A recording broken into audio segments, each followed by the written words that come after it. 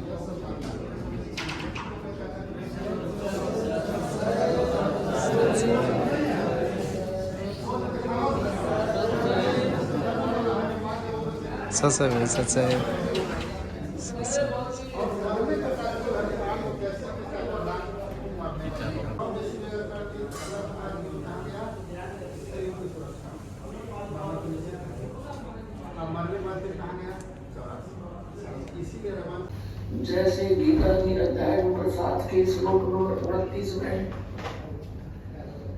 गीता ज्ञानदाता कहता है कि जो व्यक्ति जरा और मरण से छूटने का प्रयत्न करते हैं, जरा माने वृद्धावस्था, बुढ़ापा और मरण माने मृत्यु, वो ते तत्ब्रह्म विदु, वे उस तत्ब्रह्म से परिचित होते हैं, जानते हैं। अखिलम अखिलम अजातम, पूरे अद्वैत करते हैं। 8वें अध्याय के प्रथम मंत्र में अर्जुन ने पूछा, फिर किम तत्परम प्रभु, वो तत्परम क्या है, अध्यात्म क्या है, संक्रम क्या है। 8वें अध्याय के 3रे श्लोक में गीता ज्ञानदाता ने कहा गीता जी में कि वो परम है, वह तत्वदर्शी संत है, पूरे विभागों से जानता है। तो उसमें कंसेप्ट का ये कर रखा है कि जो उल्टा लटका हुआ संसार रूपी वृक्ष है, उसके सब विभागों को उनको बता देगा। से वेदविद, वो तत्वदर्शी संत है, वेद के तात्पर्य को जानने वाला। और उसके पश्चात परमेश्वर के उस परम पद की खोज करनी चाहिए, जहाँ जाने के बाद साधक फिर लौट कर कभी संसार में नहीं आते। गीता दूषित कर्म करने वाले भगवान रूप में पूछे तो उसकी पत्नी पर नीच लगाया, दुष्ट इंसानी से गंदा इंसान कौन होगा पृथ्वी पे। राक्षस स्वभाव धारण किए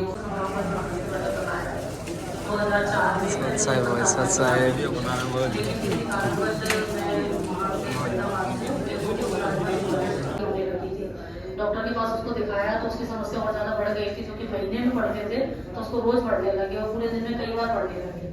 तब मैंने संत रामपाल जी महाराज को मैंने प्रार्थना लगाई और गुरु जी के दया से बिल्कुल ठीक है। इसके अलावा ये भी कि मेरे पैरों में बहुत दिक्कत थी, एड़ियों की हड्डी जो है डॉक्टर ने बड़ी हुई बताई थी, ग्वालियर के माने हुए डॉक्टर है, डॉक्टर सुनील अग्रवाल, उनसे मैं 2-3 बार ट्रीटमेंट करा चुकी हूँ। उन्होंने कहा था आपके पैरों में, लेकिन जब हम सांसारिक रूप से लोगों की तहरीक से देखते हैं तो ये समझना और लोगों का विश्वास कर पाना ये मुश्किल है कि एक सबसे गंभीर के बाद आपको आर्थिक लाभ भी मिलेगा, आपको शारीरिक लाभ भी मिलेगा। जब दवाइयाँ काम करना शुरू कर देती है, वो दवाइयाँ भी काम करना शुरू कर देती है, आपके सारे रोग दूर हो जाते हैं। लोग इस बात पे विश्वास कैसे करेंगे?